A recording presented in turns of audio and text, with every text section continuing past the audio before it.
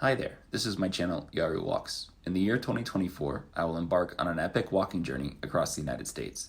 I plan to hike 8,000 miles and to cross the U.S. 3 times, via the Appalachian Trail, Pacific Crest Trail, and Continental Divide Trail. In the hiking world, this is known as a calendar year Triple Crown and has been completed by only a handful of hikers in history. The calendar year Triple Crown has traditionally been completed by jumping within or between the trails throughout the year, primarily to avoid snow, but also to avoid other seasonal hazards such as floods, extreme desert heat, and wildfires. For my attempt, I'm trying to hike each trail on a continuous, unbroken, end-to-end footpath, and to accomplish this, I must hike across all 4 seasons. I will be posting weekly updates along the way, so you can join me for the journey. Wish me luck.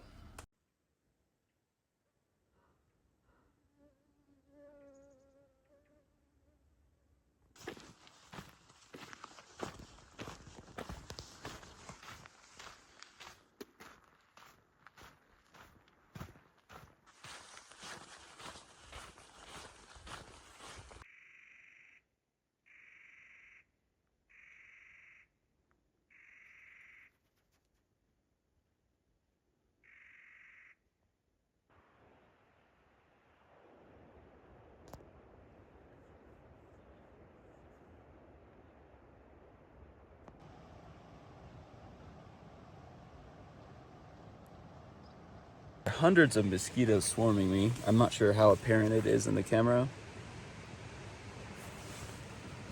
but if you see one, multiply it by about 15. There we go, now you can see it. And that's everywhere. That's down here. Look at the shirt. Just watch my hand.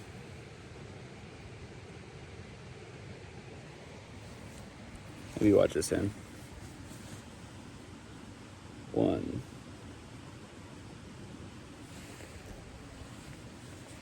Look at this part of the shirt.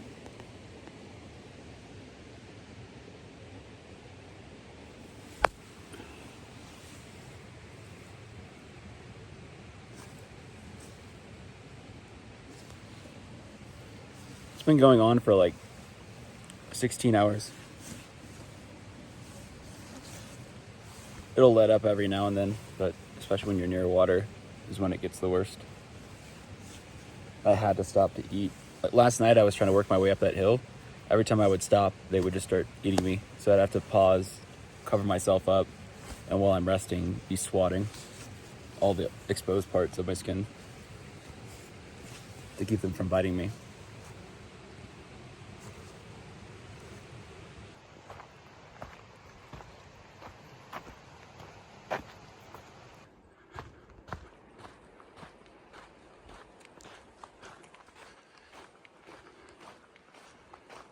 These are the last few miles. I think I have about 2 miles to go down into Red's Meadow. And when I arrive there, that'll mark the end of my 8-day, 200-mile food carry from Kennedy Meadows to Mammoth Lakes. I think virtually every thru hiker on that journey makes at least 1 stop at the midway point and up to 2 more stops. So that was the longest food carry I've ever done, and that will probably be the longest food carry I'll ever do, at least on a long trail. And I'm very, very hungry now. And yeah, I might even take a Nero in Mammoth Lakes. I've earned it. Pause and appreciate like the level of destruction in this forest.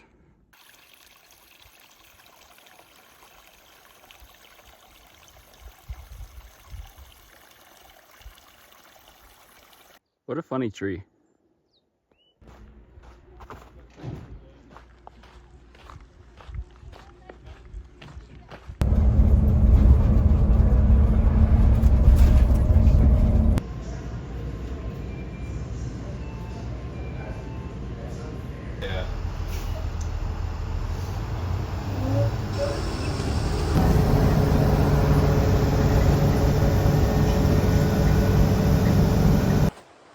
Alrighty, so I am maybe 4 miles out of Red's Meadow. Red's Meadow is where the bus takes you into Mammoth Lake from the trail. So yesterday I went from Red's Meadow into Mammoth Lake, lakes, and it required 3 different buses to get into town. And I arrived in the early afternoon to Red's Meadow, so getting into town, there wasn't enough time to take care of all the things I needed to take care of and then get right back out, which is always my goal.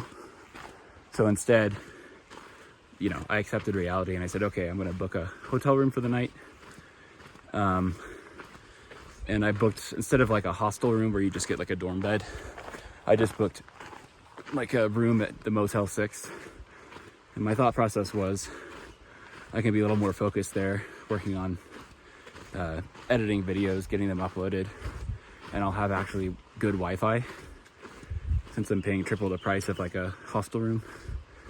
But it turned out the Wi-Fi was no better than a typical hostel, and it wasn't able to upload even 2 30-minute videos. So either way, I had to overnight there, and it was still productive because I got a good amount of editing done. I updated my intro and polished up the first 3 videos. But it was frustrating because I wasn't able to upload the videos. I'm like 5 weeks into this hike. There are mosquitoes kind of all over me still. And I still haven't uploaded a single video. And I get like a fair number of people reaching out asking me like if I'm hiking or why I'm not uploading videos. And it's like, the answer is because I haven't had time.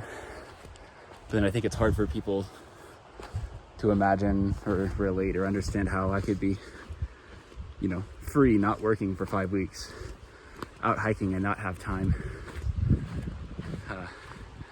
to edit and upload videos. I think if you watch up to now in the video series, if people could see what I was doing, they would understand a lot better. But it's also kind of like, amusing that people can't imagine like why it might be a challenge to get the videos edited and uploaded when you're trying to cover as many miles as I am trying to do per day.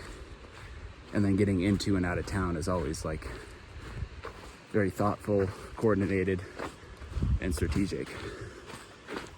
Those are probably fancy words for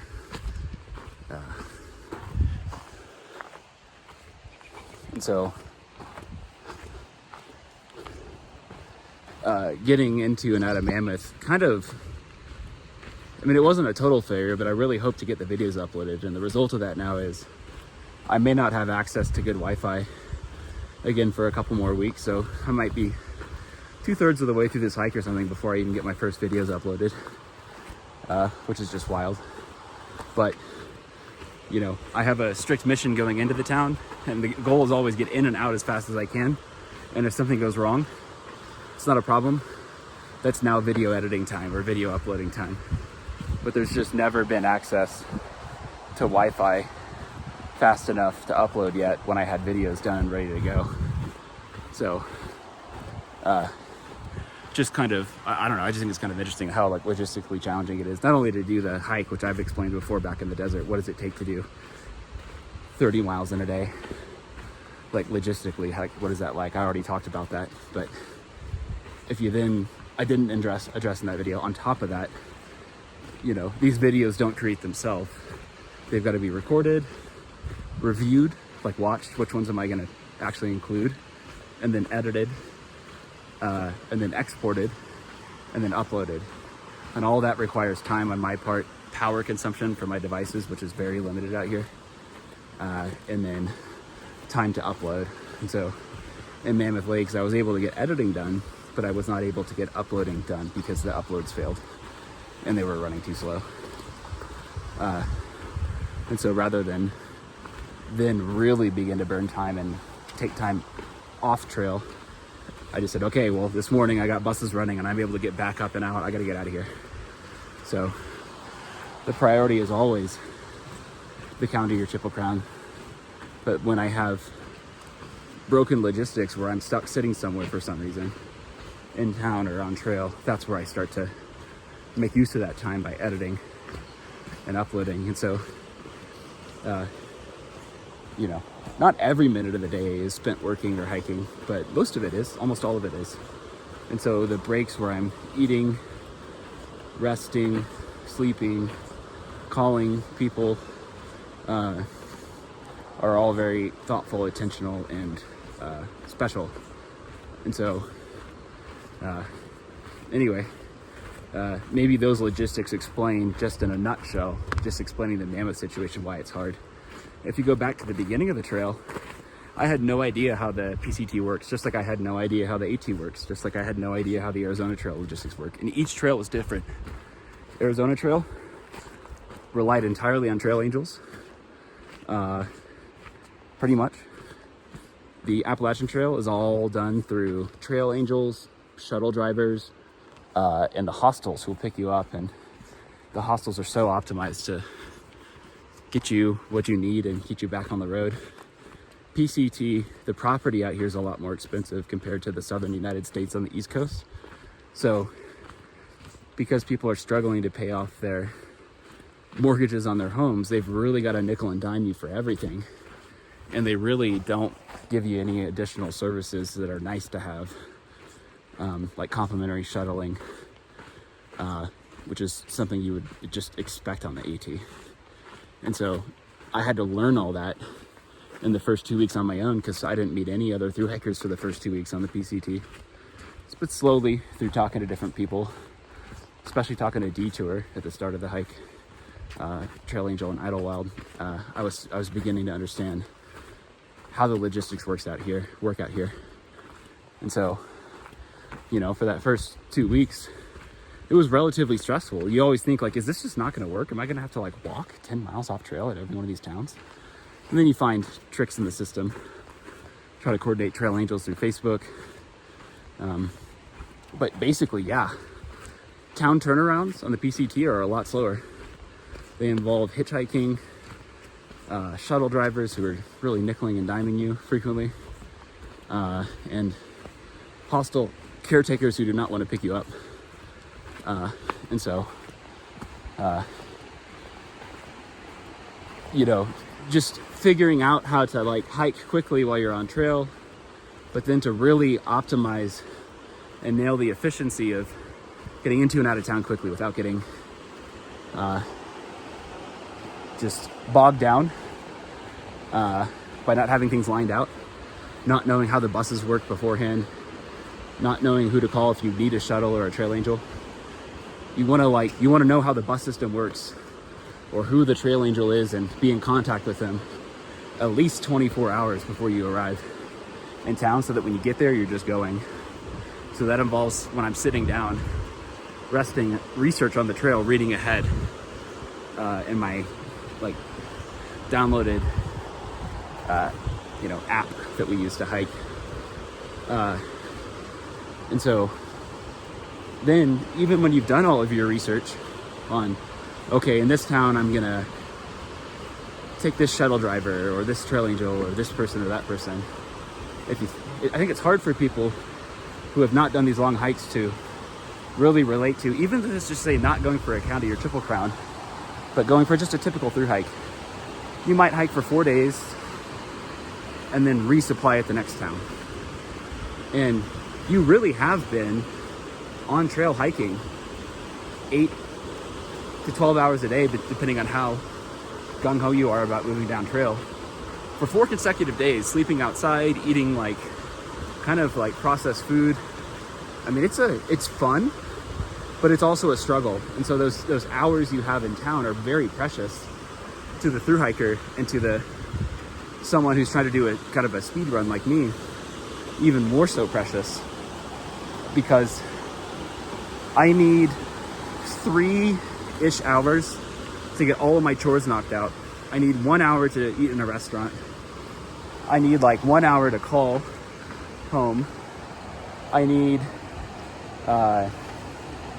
1 to 2 hours, I would say, to either just relax or to edit videos.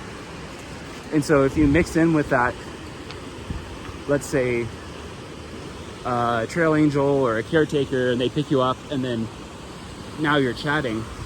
First off, like I embrace it when it happens. I'm happy to meet people, but that comes at the expense of, imagine 96 hours of hiking, 8 hours in a town, and then the time that you have sitting in the car or sitting in the home or hostel, if you're talking to someone, that's just eaten up all your time that you had to edit videos. Now, boom, right back on trail, boom, 96 hours of hiking again. And so what's gonna happen to that next spot? Is it a trail angel? Is it a hostel? Is it a shuttle driver? Is it a social scene where there's tons of people? And what if that next person wants to talk to you when you arrive? You might want to say to them, I apologize, but I really have to, button down and knock my chores out. I don't have time to talk. And sometimes I just do that. And people don't always understand where you're coming from. Like, what do you mean you don't have time? They don't say it, but you can feel it in their body language. And so I'm just trying to explain from my perspective, moving fast, or even just a thru hiker's perspective, still moving pretty fast, how precious and how orchestrated and coordinated those town hours can be, especially for a county or triple crowner where I've got to get in and out of town, and I'm really not ever intending to take zeros. Zeros are days where you don't hike 0 miles in a day. I'm going for Neros, which means near zero, but not zero. Nothing like a zero to destroy your hiking average and to throw your timing off.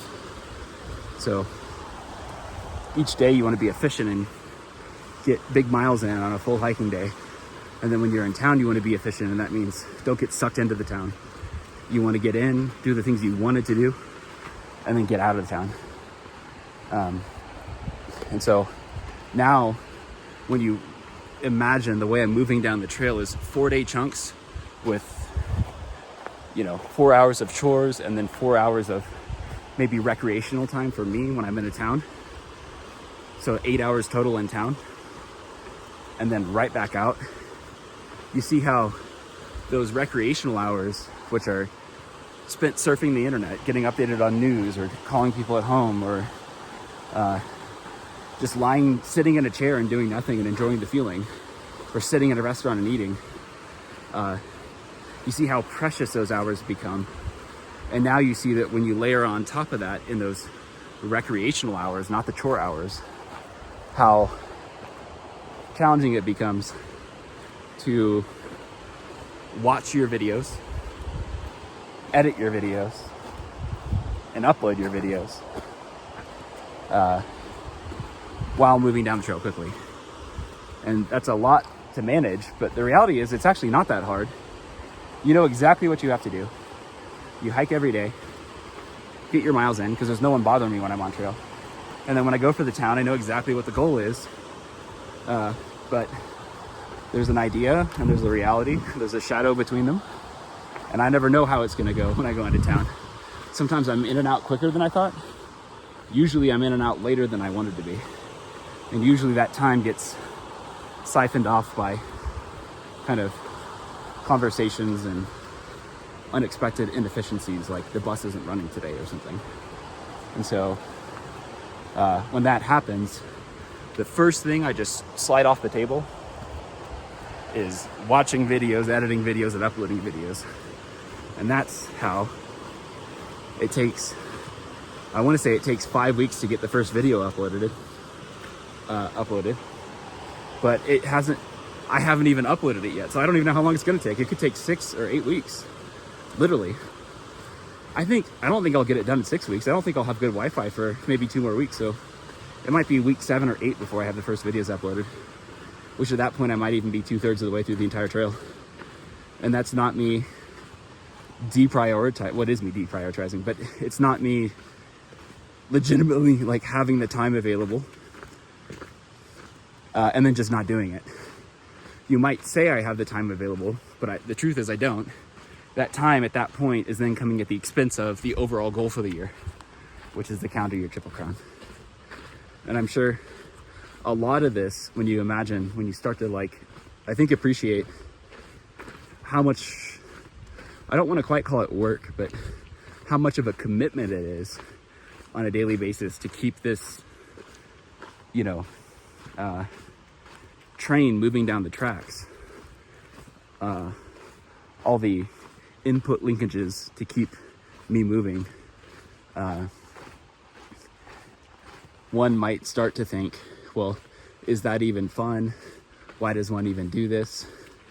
And the answer is, it's absolutely fun. It's just also very, very hard. And to me, the fun of it all is it requires good planning for the gear at the start. It requires a good selection of which trails you're hiking throughout the year. But at that point, once you have the gear and you have the trails picked out and you're committed to them, because I'm hiking a continuous footpath,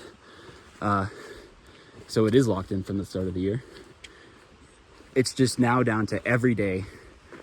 You're thinking, what do I have to get done today? How many days until the next town? And then when I'm hiking into that town that day, the day before, what are my logistics? What's the logistics plan? Day of going into town, I'm doing all that stuff. And then if I have any spare time, I edit videos and then I get back out. And so, to me, they're just so, like, it's fun being in nature. All of those logistical challenges are like, to me, honestly, they're kind of fun. And then if and when things go wrong, you just don't stress out about it. You just understand there's so much to this year and to each day that is just out of my control. And so the way I should, grade my exam each day is, what was within my control? What decisions did I make? And how much did I maximize the value of each day? And I think that I'm not a machine. I'm not 100%, but I think I've done a pretty damn good job on that metric system. And so I don't look at things in terms of, to an extent, like, am I on schedule? It's more, to what extent am I maximizing every day? Like, at the end of the day, or at the end of the month, how many decisions, forks in the road am I looking back at and saying, damn, I wish I'd gone this other way? And as of right now, I mean, it's like very few. And so there are still things that go wrong, but those things were largely outside of my control. And so, all things considered, I think I'm moving down the trail very efficiently, and it's getting more efficient as I'm moving. And yes, I'm having fun as I'm doing it. And yes, I feel like I'm being challenged to the max.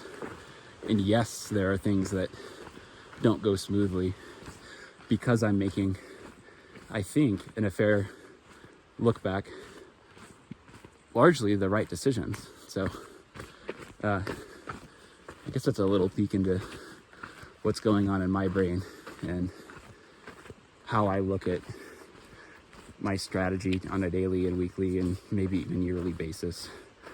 And then also attempting to answer the question, why have I not gotten videos uploaded?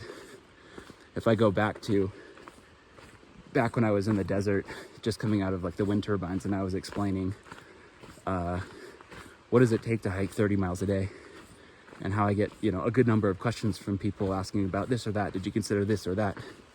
And my answer is, I've got, I got a list of 100 problems, and on a daily basis, I can only deal with about 10.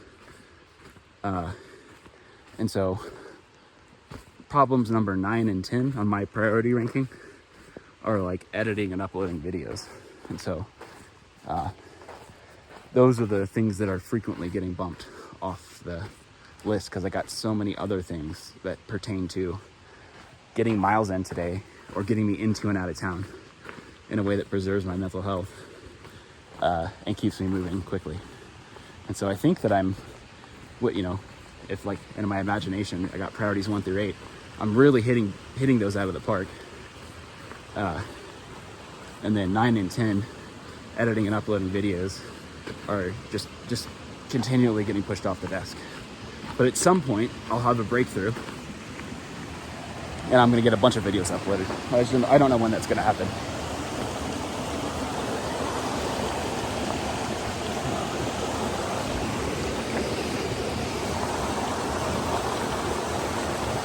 I got mosquitoes chewing on me as I'm trying to do this.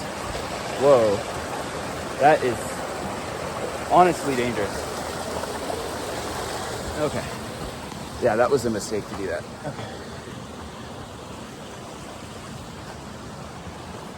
Okay. So anyway, I don't know. Hopefully that helps people understand what goes into getting into and out of towns. And why it's so hard to get videos edited and uploaded while I'm walking 30 miles per day. But I have to add, I still am very confused why that would be puzzling to people, why it's hard to get videos edited and uploaded when I'm hiking 30 miles per day in the mountains and living and sleeping outside basically every day, not even really using a tent. I guess to me at least, that would seem like it would be a surprise if someone could even get videos edited and uploaded under those circumstances. So anyway, hopefully that was interesting and informative.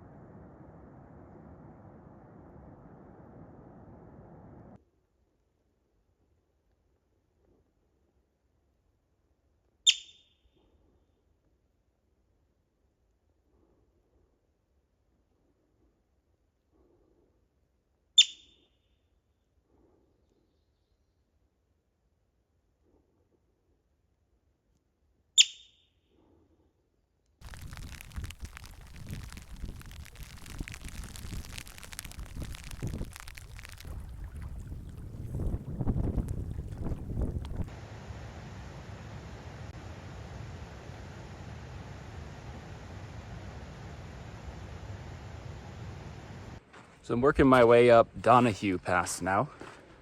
It's been kind of a slowish day for me. I just didn't quite have as much energy. I think having the town day, the full day, I guess that would be, yeah, more or less yesterday. Just that relaxation, I feel like it corrupts you a little bit. Oh, and then one other funny, so just because I'm looking at myself in the camera, so I now have a new pair of sunglasses, and the reason I bring it up is I think I've had like 4 different pairs of sunglasses just on the PCT, and I'm just literally incapable of not like dropping them at some point. There's really no good place to put sunglasses in your bag, because I feel like if I put it in a pocket, they're gonna like break, and then if I hang them, even where they're intended to be hung, like this pack has a spot where you can hang them, they fall off, as I've learned. So I'm sure these will probably just be around for 2 or 3 days. Working my way up Donahue Pass. It's been kind of raining off and on all day today, and I'm starting to get thunder coming in now, which I mean, I'll be fine, but it's always funny how the thunder seems to arrive when I'm about to go over the pass. Big thunder, holy cow. I'm not sure if you can hear it, it's still echoing. And it struck whatever it was on the other side of the pass. The sound literally came from right up there where I'm going. Second big strike. It was more over here now. Luckily all the strikes are happening where I'm gonna go. And we know lightning doesn't strike the same place twice, so I should be all clear now. Working my way over Donahue Pass. I'm officially over it now on the backside, and the rain's back.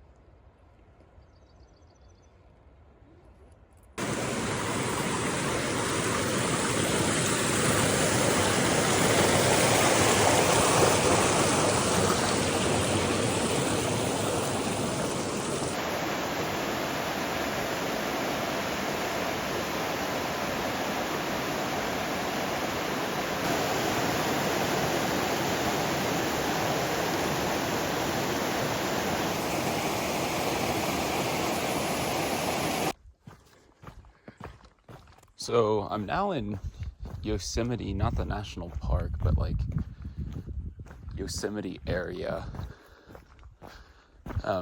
This morning I woke up and there was dew on everything. If you just pause and look at this grass, you might be able to see how it kind of like sparkles. Probably not quite. I don't know why that doesn't come up on camera. But everything's covered in dew. Almost like it rained, but it didn't rain last night. But what happened was the dew condenses not just on the grass, but up in the trees as ow. I don't know how that happened. In the trees as well. And so I set my tarp up last night because it kept raining off and on all day. I thought it might be worthwhile.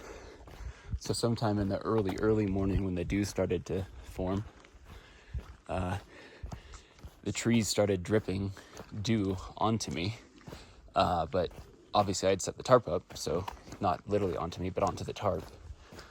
So I was very happy that I did that. And then as the sun rose in the morning and I could see around me, I saw that there was just, the whole meadow was nothing but dew. And funny enough, the only area that was not covered in dew was the area directly under my tarp where the grass was dry. And that's one of the advantages of a tarp, is that because it's not a, four wall and a roof enclosed space, it has excellent airflow through it. And as a result of that, less condensation forms. And so I know it's a relatively common problem, especially in the spring, in more humid places, that tents condensate on the inside, and then all that condensate is trapped inside, and then it pools in the bottom of the tent. And it's like, where did this pool of water come from? Well, it's from the condensation forming in the inside of your tent, from your breath, and then also from whatever forms naturally in the morning from the natural air humidity. Whereas with a tarp, because the air flows under it all night, there really is no condensation forming under the tarp from your breath or from the natural air humidity. And so I stay dry not only from the rain, but I stay dry from the self-imposed breath condensation that gets a lot of tent campers. So anyway, that was a nice way to wake up this morning, perfectly dry, and the world soaked in dew. And I'm telling you, the world was soaked. If you walked in the grass for 5 seconds, your shoes would be wet. It's that wet out. And then this morning, just been hiking through and encountering more kind of short distance hikers. So I think today is where the PCT officially splits off from the John Muir Trail. For about the last, I want to say 200 miles, the PCT and the JMT are aligned on top of each other. So the beginning and the ending of the JMT winds off the PCT, but most of it is actually aligned with the PCT. So I could actually say now I've hiked probably something like 3/4 of the John Muir Trail, which is another one of the National Scenic Trails, which is kind of fun. That also happens on the AT in Vermont. The long trail runs the entire state of Vermont, north to south, and the AT just kind of traverses it like maybe like 1/4 to 1/3 of the state, but where it traverses it, most of it's overlined with the long trail. So if you hike the AT, you've probably hiked like 1/3 of the long trail, which is another National Scenic Trail. But anyway, kind of a fun thing about today is that you have PCT hikers on this trail, you have John Muir Trail hikers on this trail, and then you have Yosemite National Park hikers on this trail. And again, I don't think I'm technically in the park, but I saw a sign saying that I've entered the Yosemite Valley area. So if I'm not in it, I'm very close to it. And just each type of hiker has a different sort of vibe to them. So like your national park hikers, when I think back to like kind of more of an urban, setting, like before I started all these long hikes, something like 7 or 8 months ago, or 9 months ago. This is about how long I've been hiking, more or less, outside of normal society for 9 months, roughly speaking. Prior to hiking these trails, I would think of a person who hikes a national park as being extremely outdoorsy and knowledgeable of the outdoors. And now, having hiked 2.5, one 800-mile trail, one 2,200-mile trail, and I'm now almost 1,000 miles into a 2,600-mile trail. The least experienced people out here are the national park. And I'm not even going to call them visitors, because visitors are people who drive their car into a park, look at it, and then leave, okay? Those are the people who smell like cologne, have Bluetooth speakers, and they walk 2 miles out to the view, and then they walk back to the car. I'm not, I guess that's a very, disparaging characterization. I'm not saying it that way to put them down. I'm just kind of generalizing a type of, person you might meet on trail. And so, but the national park hikers are people who come out and they're going to be out, either camping for a couple of nights or actually hiking for 2 or 3 days.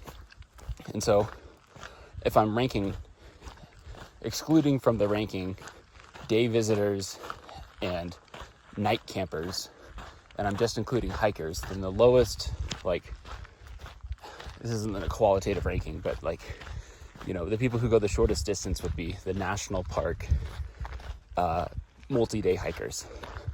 And then you'd have the scenic trail hikers who are doing a short scenic trail like the John Muir Trail, which is something like 300 miles long. And then you have the long trail hikers who are currently maybe on their first ever long trail hike. And then you have the long trail hikers who have done some other, long trail before they're on this long trail. And so I'm just laying all these different characters out because it's funny. Each type of hiker, generally speaking, brings a different kind of vibe to the trail. And as is always the case, I'm making a generalization. I'm not saying a whole group of people is this way. So if you're in that group, then you're this way. It's not an if-then statement. But it is an if-then in the sense that I could say, if you're a part of this group, then generally it's somewhat likely, more likely, that you would be this way on trail. And so one of the distinguishing factors is the shorter people are on trail, the more positive and talkative they are on trail. So if you're walking down trail and someone's like, hey, how's it going? You're like, oh, pretty good. And then they ask a follow-up question. It's almost guaranteed that that person is only on this trail for 1 day. And then they're going to be gone. Because nobody on their second day of hiking is that talkative. And then on the other hand, if you just get a meh, as you walk by someone, they're probably 2 or more weeks into a long trail hike.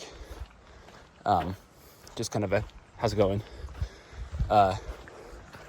So one spectrum is extremely upbeat, positive, and talkative to, not that they're downbeat, but just kind of calm and in their own headspace and just a gentle hello. And then another one, which I find maybe the most interesting, is how big your pack is. So if you meet someone on trail and they have a massive pack that's so heavy that they're almost bent backwards and they're just that person then is out here for maybe 1 or 2 nights and they've completely overpacked themselves. That's packing from a camping perspective. And then you'll see people on the short scenic trails like the John Muir Trail, they're still going 300 miles, but I can literally identify off pack size if someone is a John Muir Trail hiker, because you see packs that are big enough that there's borderline no way that anybody could make it this far into the Pacific Crest Trail, 1,000 miles, carrying a pack that large. You would either quit or you would downsize your pack long before you got to where like I am on trail now at 1,000 miles. And so the next level would be the first time through hikers on the PCT who are now at 1,000 miles. You'll still see a lot of extra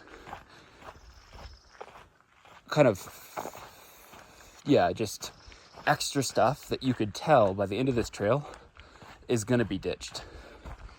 And so you can actually distinguish between someone who's hiked a long trail prior to hiking the PCT from someone who is now on their first ever long trail hike. So let me put it this way, like someone maybe has hiked the AT and the PCT, and now they're hiking the PCT, versus someone who's only ever hiked the PCT and this is the first time they're doing it. Because the AT, and I don't just mean specifically AT, it could be some other long trail, but the people who have prior long trail experience have even smaller packs than the people who are hiking the PCT for the first time and are already 1,000 miles in.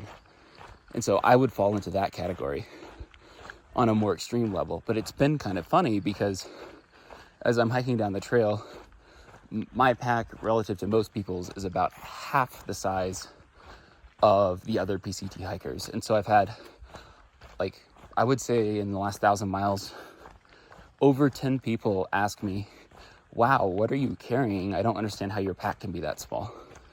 And coming onto the trail, I wasn't aware. Even as I was hiking, I didn't even really compare my pack size to other people and realize it until people started asking me. And then I started looking and I was like, oh, wow. Yeah, my pack is a lot smaller than other people's. Because my pack has a frame and then it has like a roll top to it. But since it's mostly empty, I just roll the roll top down. And now it looks almost like a large high school backpack. And so anyway, it's interesting to me that like you'll meet a day hiker and they'll look at my pack and even they'll remark, wow, your pack is tiny. Like, how far are you hiking? Or like, what are you carrying? They just get curious. And then when they hear that I'm hiking the PCT, they're like, what?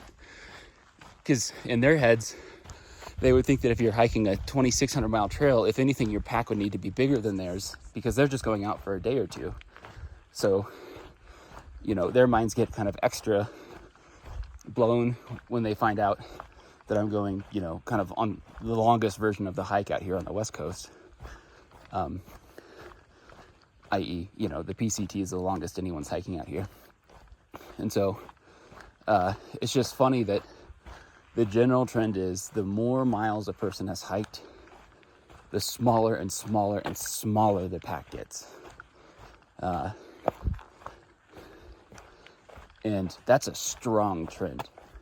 So like if you see someone who has a very small pack, like it's just almost a shockingly small pack, I could almost guarantee you that that person has hiked one or more long trails in their life. Because even if you have the mindset, I'm going to be an ultralight, tiny pack hiker, which some people walk onto these trails wanting to be that way, it's such a process of hiking and really learning how many things you really don't need and identifying this like synergistic items that can perform multiple functions that you couldn't do enough YouTube research to the end of the world to really learn how to make a small backpack. It can only be learned. YouTube will get you a long ways, but to get really down to the lean, bare essentials, you've got to hike, I would say, a couple thousand miles, or at least 1,000 or 2,000 miles over many different circumstances. Because, okay, I've hiked the desert now. Here's what my pack looks like. Well, now I'm in the Sierra and mountains with snow and dew and rain, and it's like a whole new set of circumstances where you could come out of the desert ultra lean and mean and then be under prepared gear-wise for the Sierra. And then you could leave the Sierra, maybe it's late in the year, and go into snow in Washington, and you'd have to have a whole new pack set up. And so, anyway, it's just interesting, specifically where I am on trail today, because I'm in the vicinity of a national park on the John Muir Trail, which is a short scenic trail. And to most people that would be long because it's something like 300 miles. And I'm on the PCT. And so you have single day hikers, national park multi-day hikers, John Muir Trail fairly experienced scenic trail hikers, and PCT hikers, some of whom it's their first long trail and some of whom they've hiked multiple long trails before. So you have all of the experience all on one trail, and it's just fun to kind of look and observe the differences, which are, again, generalizations. I think this is just a tangent, but society confuses a generalization sometimes with discrimination. So discrimination is to make the logical fallacy of assuming that a group is a certain way, so the individual is a certain way. Whereas a generalization would be to say, a group is this way, this individual is a part of that group, so to an extent, that person might be like the group, but I'd still have to meet the individual before I could confirm that. So, because if you just say group this way, person that way, okay, then you're just kind of a discriminator. Not kind of, you're just a discriminator, and it's an ignorant way of looking at the world. But it's easy to fall into that trap, because it's an easier way to look at the world. But anyway, those are some trail generalizations, and I think those are some interesting trail generalizations. So that's what's on my mind this morning.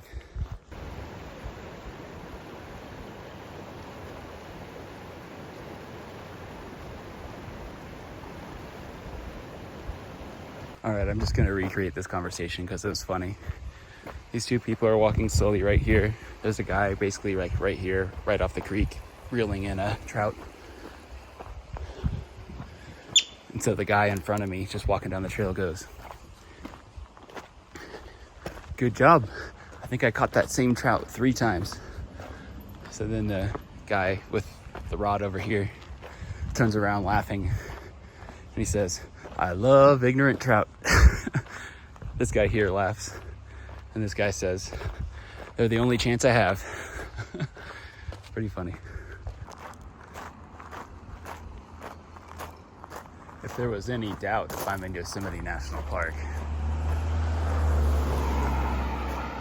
all doubt is evaporated.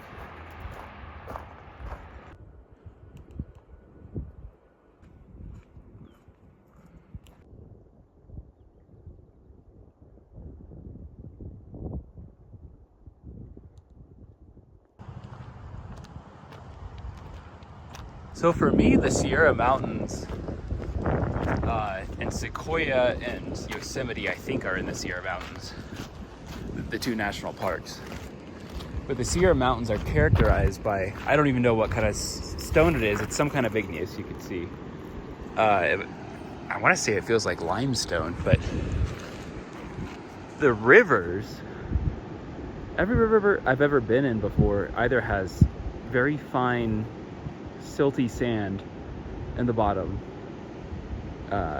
or has river rocks, you know, if it's near the mountain source. But the Sierra Mountains, the rivers run on rock like this, so you could literally like walk in the river if you want to. It's like a water slide. It's just, to me, very unique. I've never been near rivers that just run over stone, solid stone. I mean, look at that. Like if it were to flood and the water level to rise, the river will be running on that rock. And so with that rock that you see there and what I'm on here is the same rock that that river is running over.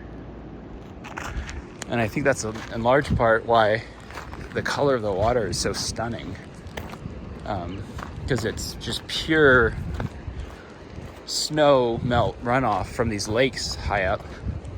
Those lakes are fed by the snow on the top of the mountains. And so it's just the cleanest water, and then it runs right over clean stone, so there's nothing to cloud it up. So just kind of interesting to observe all that now that I'm a couple hundred miles into the Sierra, and I think soon we'll be exiting the Sierra. I mean, just look at that. Can you see the color of that water? I'm not sure if that comes through or not. It's just this beautiful green. See how it flows on that stone? This is what I'm talking about for the watercolors. Look at that. How cool is that?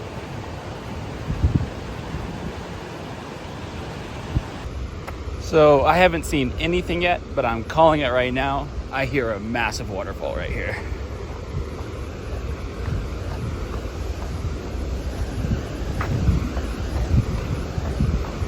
And as you know, I've done basically no research on this trip, so I really do have no idea what's around every turn. But this has to be a massive waterfall.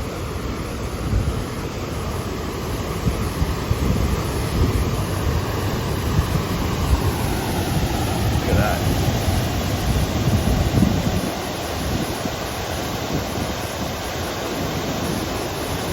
This is kind of funny. You can see 4 historical footpaths here, and then they shifted over every, I don't know, couple of years. So there's one right there. That's the oldest. Second oldest. Third oldest. Current footpath. Those same tracks again. You can actually see a 5th line out there now.